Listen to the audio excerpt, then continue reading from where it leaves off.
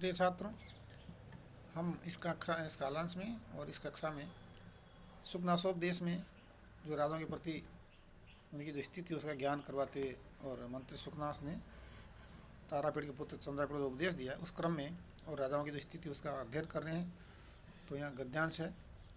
ईश्व इव पान वर्धित तैक्षण परपरिता विनाशयंती दूरस्थितानि भी फलानि उद्दंड विक्षेपर महाकुलानि सातयंती अकाल कुसुम प्रा अकाल कुसुम प्रसवा इव मनोहराकृतियोपि लोक विनाश हेतु स्मशान अग्नि इव अतिरोद्र गतय तैमेरिका इव दूरदर्शन है। अभी आगे और क्रम जारी है यहाँ पर। तो पहली बात तो गद्यांश में व्याख्या जो करते हैं प्रसंग लिखना होता है। प्रसंग में पूर्व की भांति है, वही लगभग प्रसंग समान सा ही है कि प्रस्तुत गद्यांशी महाकवि बाण भट्ट है। शुकनाशो माध्यमेन लक्ष्म्या दुष्प्रभावात् राज्ञां कीदृशी दशा भवति तस्या वर्णनं करोति वर्णनं कुर्वन् कथयति कि राजा कैसे होते ईश्वयु यानी ईशु कहते हैं बाण को, और बाबूचन है तो बाणों के समान पान वर्धित तीक्ष्णा। पान यानी घिसने से बाणों की जो नुकीलापन और बढ़ जाता है, उनकी तीव्रता बढ़ जाती है, घातक हो जाते हैं। इसी प्रकार से ये भी और पान यानी पी करके सुरापान करके और मतवाले होकर के पर प्रेरिता यानी दूसरों से प्रेरित होकर के और विनाशिनी लोगों का विनाश करते हैं, भला नहीं करते। जैसे बाण दूसरों के द्वारा चलाए जाने बिना दूसरों या डोरी में जिसको प्रत्येक जितना खींचते उतना ही बाण अधिक गति से आगे बढ़ता है और उतना ही वो जाके विनाशक हो जाता है। इसी प्रकार से और घिसने पर बाण और नुकीला होकर घातक हो जाता है। इसी प्रकार राजा लोग भी मतवाले होकर के मतलब मदिरा पान करके सुरापान करके अधिक मतवाले होकर और दूसरों का और दूसरे प्रेरित हो गया। अर्थात जैसे जैसे उनके जो अनुचर होते हैं, उनके चमचागिरी करने वाले उनके आसपास के जो लोग मति भ्रम वाले लोग होते हैं, उनको जैसा निर्देश देते हैं, जैसे उनका निवेदन करते हैं, उसके अनुसार भी लोग और अन्य जनता का अन्य लोगों का वो एक तरह से और प्रतिकूल व्यवहार करते उनका विनाश करते हैं। तथा दूरस्थितान्यपि फलानि दंड विक्षेपैर महाकुलानि सातयन्ति। जैसे हम दंडा फेंक करके वृक्ष पे लगे हुए फल को दूर से हम तोड़ देते हैं दंड व फेंक करके, ऐसे ये राजा लोग भी क्या होते हैं कि अपने दंड का प्रभाव का प्रयोग करते हैं, दंड देते हुए और दूर होते हुए भी अपने राजमहल में रहते हुए भी और अपने सेवकों के द्वारा प्रजा को दंडित करते हुए और बड़े बड़े कुलों को भी ये नष्ट कर देते हैं, पीड़ित करते हैं। अकाल कुसुम प्रसवाई मनोहराकृतियों भी लोक विनाश हेतु है। और बिना समय के जो पुष्प होते हैं वो दिखने में सुंदर होते हैं, किंतु वो कुल मिला के हमारे लिए हानिकारक होते हैं। इसी प्रकार की राजा लोग भी मनोहर आकृति वाले होते हुए भी सुंदर आकृति वाले तो होते हैं, दिखने में तो राजा लोग देखते हैं अच्छी आकृति वाले होते हैं, लेकिन ये लोक विनाश के कारण ही होते हैं। यानी सामान्यतः जो राजा लोग होते हैं वो लोक कल्याण के लिए होते हैं, कल्याण के लिए होना चाहिए, किंतु ऐसा नहीं होकर के वो जनता को कष्ट देने वाले ही होते हैं, ये इसका अभिप्राय है। आगे स्मशान अग्नि अतिरौद्र गत है कि जैसे शमशान की अग्नि होती है और भयंकर होती है, किसी काम की नहीं होती है, उसमें हम चूल्हा नहीं जला सकते, उसे धूम्रपान नहीं कर सकते, किसी भी काम में वो अग्नि नहीं आती और होती बड़ी विकराल है, बड़ी भयंकर होती है, तेजस्विनी होती है, किंतु वो एक तरह से अपशकुनी वाली होती है। तो ये भी लोग राजा लोग भी शमशान की अग्नि के समान और अत्यंत रौद्रमय होते हैं, बाकी इनका कोई उपयोग नहीं होता है। तैमेरी का अदूरदर्शन है। और जैसे किसी को रतौंधी आती है और वो दूर की वस्तु को देख नहीं पाता, इसी प्रकार से राजा लोग भी यानी अदूरदर्शन अर्थात दूरदर्शी नहीं होते हैं, ये जनता का अहित ही करते हैं, बाकी उनके लिए कोई भले का काम नहीं करते हैं और आगे क्या परिणाम होने वाला है इसका विचार किए बिना जो इनके ध्यान में आता है, जो उचित लगता है वैसा ये लोग व्यवहार करते हैं। व्याख्या में होगा ईश्व है तो बाणा बहुवचन है, इव यथा पान वर्धित तीक्ष्णा तो मद्यपान उदित क्रौर्य पर प्रेरिता अन्योपदिष्टा विनाशयन्ति विनाशम आचरन्ति दूरस्थितान्यपि तो दविष्टान्यपि फलानि आम्रादीनि यथा दंड विक्षेपी लघुड़ प्रहारी महाकुलानि कुलीनानि सातयन्ति निपातयन्ति अकाल कुसुम प्रसवः तो असमय पुष्पोद्गमः इव यथा मनोहराकृतियोपि रमणीय रूपा अपि लोक विनाश हेतव जनक्षय कारणानि श्मशान अग्नयः तो श्मशान अनलः इव यथा अतिरौद्रभूतये भीषण रत्व भीषणतरत्व संपद तैमेरिका रात्रेंद्र का इव यथा अदूरदर्शन दूरदृष्टि रही था। फिर है समास पद में होगा तो पान वर्धित तीक्ष्णा, यहाँ पर होगा पानेन वर्धम तीक्ष्णम ये शांति पर प्रेरिता तो पर ही प्रेरिता दूरस्थितानि दूरे स्थितानि सुप्स्वा समाज है। पहले पानेन वर्धम तीक्ष्णम ये शांति बहुब्री समाज, पर ही प्रेरिता में तृतीय तत्व समाज, दूरे स्थान में शुभ समाज और महाकुलानी तो महांती तो तानी कुलानी इसमें कर्मधारय समास है। अकाल कुसुम प्रसवा, अकाले कुसुमानाम प्रसवा तत्पुरुष समास। मनोहर आकृत है तो मनोहरा आकृति येषाम थे बहुब्री समास। लोक विनाश हेतव, लोकस्य विनाश तस्य हेतव षष्ठी तत्पुरुष। श्मशान अग्नय तो श्मशान से अग्नय षष्ठी तत्पुरुष। अति रौद्र गतय, इसका अति रौद्रा गति येषाम थे बहुब्री समास। अदूरदर्शन न दूरम पश्यन्ते इति, न दूरम पश्यन्ते इति नहीं बहुब्री समास। फिर व्युत्पत्ति में होगा वर्धित में वृद्ध धातु निज प्रत्यय तय प्रत्यय होगा। तीक्ष्ण में तीक्ष्ण धातु शेय प्रत्यय है। प्रेरिता में पर उपसर्ग ईर धातु तय प्रत्यय और जस प्रत्यय। स्थितानी में स्था धातु तय प्रत्यय जस प्रत्यय। विक्षेप में विउपसर्ग अक्षेप धातु घय प्रत्यय और बीस तृतीय व्यक्ति बहुवचन प्रत्यय। मनोहर में मनस शब्द हरि धातु अप्रत्यय। आकृत्य में आंग उपसर्ग क्री धातु तीन प्रत्यय और जस प्रत्यय। इसके बाद में गते में गम धातु तीन प्रत्यय और जस प्रत्यय। तैमेरिका में तिमिर शब्द पे ठक प्रत्यय जस प्रत्यय। अदूरदर्शन में नई नकारात्मक दूर शब्द है दृश्य धातु ऋणी प्रत्यय और जस प्रथमा बहुवचन प्रत्यय। और आगे इन दो पंक्तियों में फिर बता रहे हैं कि राजा लोग कैसे होते हैं। तो उपसृष्टा क्षुद्राधिष्ठित होना श्रूयमाणा इति, श्रूयमाणा भी प्रेत पटा इव उद्वेजयंती। चिंत्यमाना भी महापातकाध्यवसाय इव उपद्रव उपजनयंती।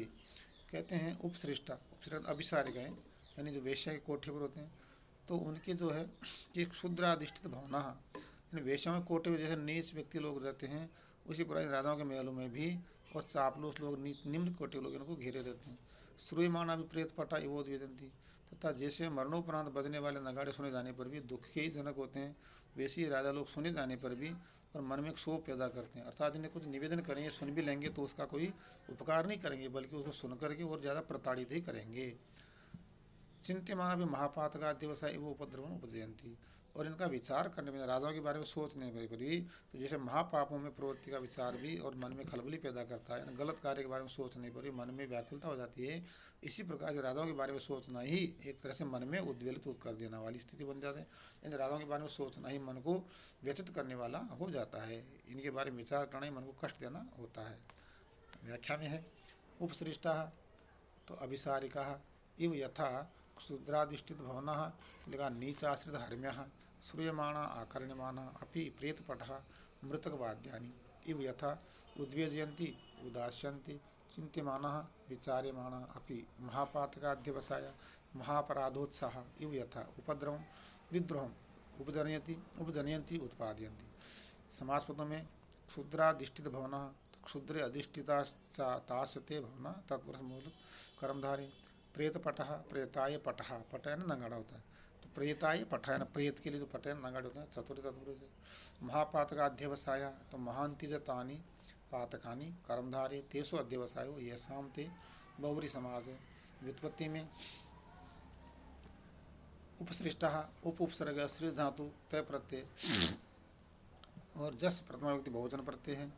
फिर है अधिष्ठित में अधि उपसर्ग स्था धातु तय प्रत्यय। श्रूयमाणा तो श्रु धातु यक प्रत्यय और मुख प्रत्यय, फिर सानस प्रत्यय तथा जस प्रथमा विभक्ति बहुवचन का प्रत्यय। उद्वेजयंती में उत उपसर्ग विज धातु और निच प्रत्यय और जी प्रथमा विभक्ति प्रथम पुरुष बहुवचन का प्रत्यय है। लट लकार में चिंत्यमाना में चिंत धातु है, मुख प्रत्यय सानस प्रत्यय और जस प्रत्यय। अध्यवसाय में अधि उपसर्ग है अ उपसर्ग है और सो धातु अच प्रत्यय। उपजनयंती में उप उपसर्ग है जन धातु झी प्रत्यय लट लकार में प्रथम पुरुष बहुवचन का प्रत्यय।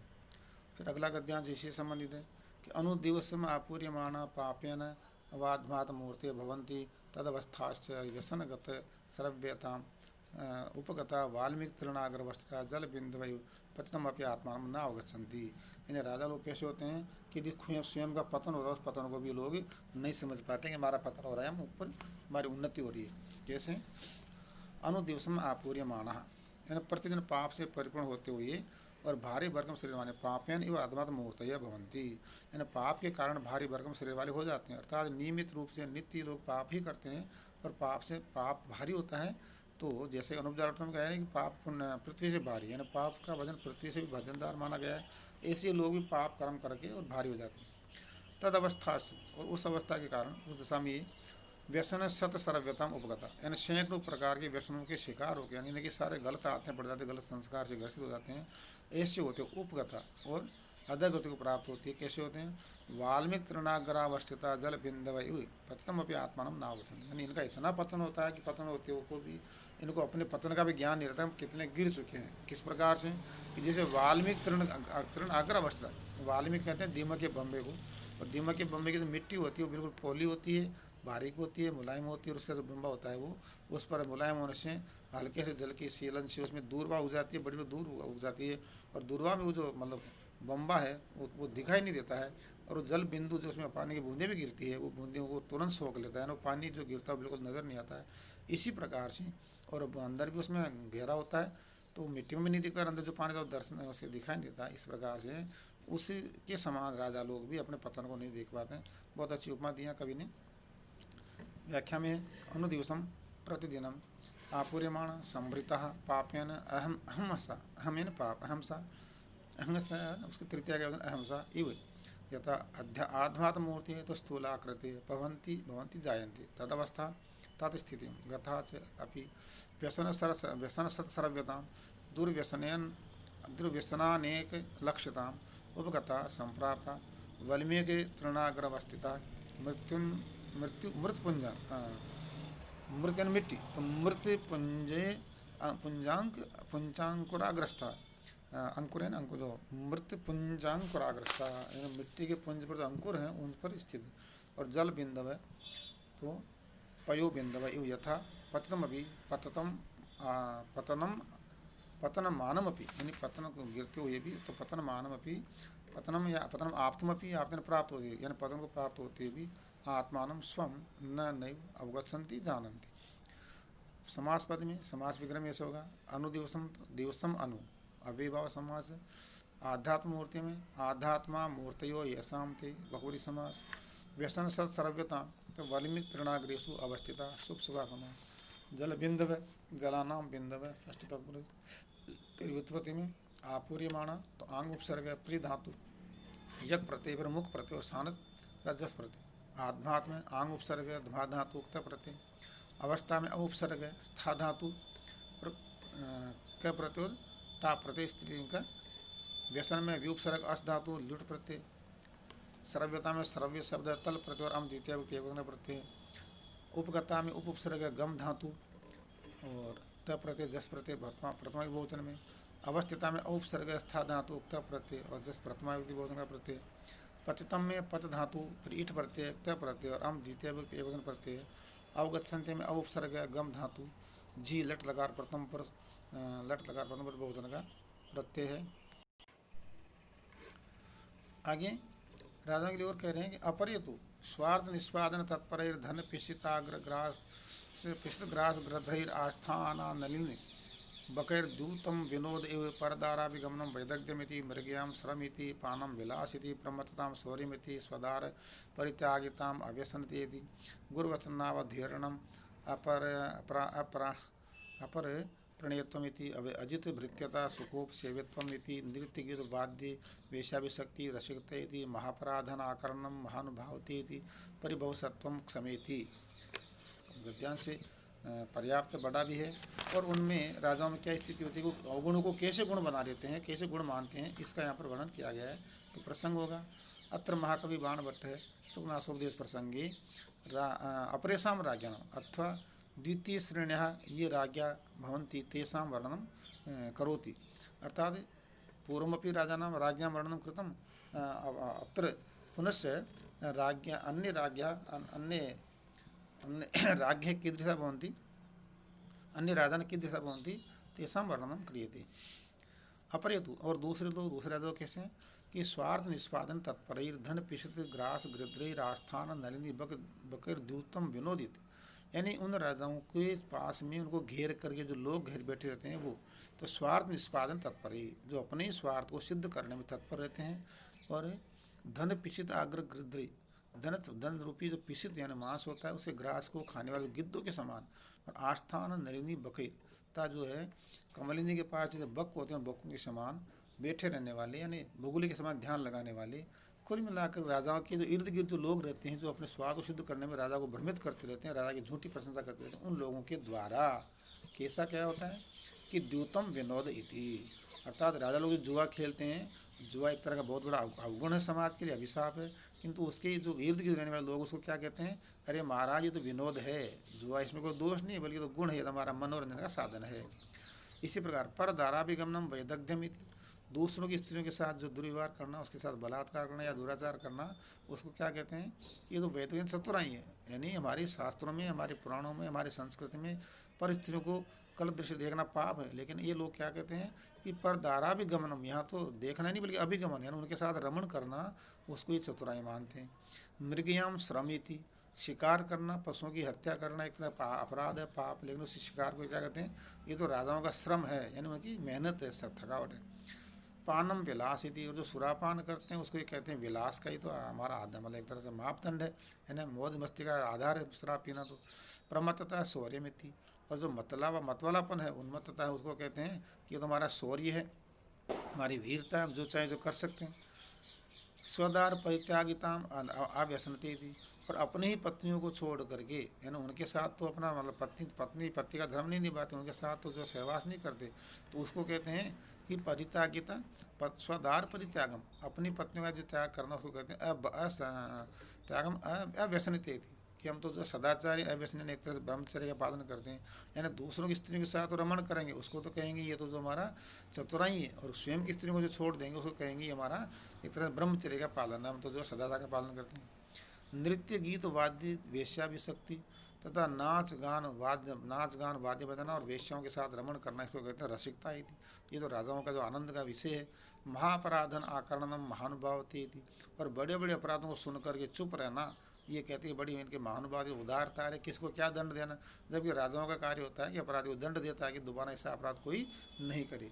परिभोग सत्वम समेत्व थी, और परिभोग कहते तिरस्कार, यानी कोई राजाओं का अपमान कर दे उसको सुन के चुप रह जाएं, तो याद वो चुप तब रहेंगे जब राजा का कुछ बिगाड़ नहीं सके, उसे अहित नहीं कर सके। ऐसी स्थिति में जो एक तरह से जो अपमान हुआ उसको कहते हैं ये तो क्षमा, अरे ये तो क्षमा रूपी गुण उसका ये मतलब एक तरह से यहाँ उपयोग कर रहे हैं। यानी राजाओं को क्षमा करना चाहिए अपने छोटे लोगों पे, नहीं तो बड़े लोगों से जो बड़े ताकतवर उनको यदि वो इस तरह से सहन कर रहा है तो वो क्षमा नहीं है, वो तो एक तरह से उसका जो एक तरह उसकी कमजोरी है, दुर्बलता है, लेकिन उसको वो क्षमा रूपी गुण मान लेते हैं। अब यहाँ व्याख्या में देखेंगे हम आगे, तो अपरेतु अन्येतु स्वार्थ निष्पादन परी, तो स्वार्थ पूर्ति तत्परी, धन पिशिताग्र गृध्री, तो द्रव्य मांसाहार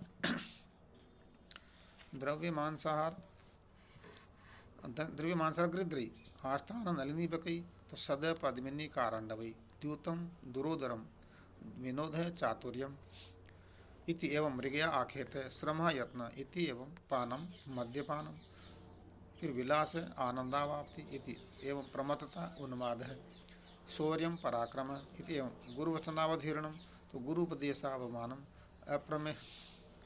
अपरप्रणीतम, तो अजित्य भृतता।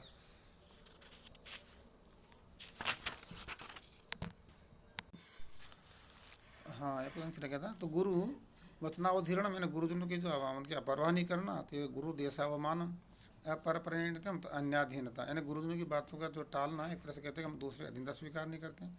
इतम अजित्य भृत्यता, यानी अगर अपने नौकरों पर यदि वो नियंत्रण नहीं कर पाते हैं तो उसको कहते हैं स्वतंत्र सेवकत्वम, अरे हमने हमारे सेवकों को एक तरह मुक्त कर रखा। तो यहाँ व्याख्या होती है स्वतंत्र सेवकत्वम, सुकोप सेवत्वम, सुकोप भोगयति, एवं नृत्य वाद्य वेशा भी शक्ति ही, तो यहाँ पर हो जाएगा लास्य गान वादन गणिका आसक्ति, रसिकता रसज्ञता इति, एवं परिभव सहत्वम, तिरस्कार क्षमत्वम, फिर है क्षमा क्षांति इति, एवं समास पदों में समास विग्रह होगा। स्वार्थ निष्पादन पर ही, तो स्वार्थ से निष्पादने पर तई तत्पुरुष समास। धन पिशित ग्रास गृध्री, तो धनम पिशितम इव तस्य ग्रासाय गृध्रास्तई, कर्मधारे मूलक तत्पुरुष समास भी रहे। और इसके बाद में आस्थान नलिनी बकई, तो आस्थान नलिनी तत्र बकास्ते, कर्मधारे मूलक तत्पुरुष समास। पर धाराभिगमनम, तो परास्ते धारा इति परदारा, कर्मधारे तेसु अभिगमनम, सुप्सवा तत्पुरुष समास। फिर स्वधार परित्यागिता, तो स्वधार से परित्यागिता षष्ठी तत्पुरुष। गुरुवचनावधीर्णम, तो गुरुवचनानाम अवधीर्णम षष्ठी तत्पुरुष समास होगा। अपर प्रणेयत्वम, तो न पर प्रणेय इत्यपर प्रणेय तस्य भावस्तम तत्व न, तत्पुरुष समास होगा। अजित भृत्यता, तो अजिता भृत्या यस्य तस्य भावस्तथा, बहुब्री मूलक तत्पुरुष समास। सुखोपसेवित्वम, सुखेन उपसेवम तस्य भाव तत्वम, तृतीय तत्पुरुष समास होगा। नृत्य गीत वाद्य वेश्या विशक्ति, नृत्यम च गीतम च वाद्यम च वेश्या चेती, नृत्य गीत वाद्य वेश्या तासु विशक्ति, सप्तमी तत्पुरुष। फिर महापराधन आकरणम, तो महानतस्य ते अपराधा तेषाम आकरणम, कर्मधारय मूलक षष्ठी तत्पुरुष समास। व्युत्पत्ति में निष्पादन में होगा नि से उपसर्ग है और पद धातु लिट प्रत्यय, आस्थान में आंग उपसर्ग स्था धातु लिट प्रत्यय, विनोद में भी उपसर्ग नुद धातु और घय प्रत्यय। फिर अभिगमनम में अभि उपसर्ग गम धातु लुट प्रत्यय, वेदज्ञ में वेदग शब्द शय प्रत्यय, विलास में भी उपसर्ग लस धातु घय प्रत्यय, प्रमत्तता में प्र उपसर्ग मत धातु तल प्रत्यय, शौर्य में सूर शब्द और शय प्रत्यय। फिर परित्यागम परि उपसर्ग तेज धातु नीनी प्रत्यय और तल प्रत्यय, प्रणयत्व में प्र उपसर्ग नीय धातु तल प्रत्यय, भृत्यता में भृत्य शब्द तल प्रत्यय, हम द्वितीय प्रत्यय, अभिशक्ति में अभि उपसर्ग संज धातु उक्तिन प्रत्यय, रसिकता में रसिक शब्द है तल प्रत्यय, अनाकरणम में नए उपसर्ग नए नकारात्मक आंग उपसर्ग कर्ण धातु लुट प्रत्यय, महानुभावता में महानुभाव प्लस तल प्रत्यय, परिभव सहत्व में परिभव शब्द होगा सह धातु और तल प्रत्यय होगा। इस प्रकार हमारा ये आज का अध्ययन भी अध्ययन विराम लेते हैं, हमारा अध्ययन ही पूरा होता है और फिर अगले कालांश अगले ज्ञान सीमा आगे अध्ययन करेंगे। धन्यवाद, सबके लिए मंगल कामना।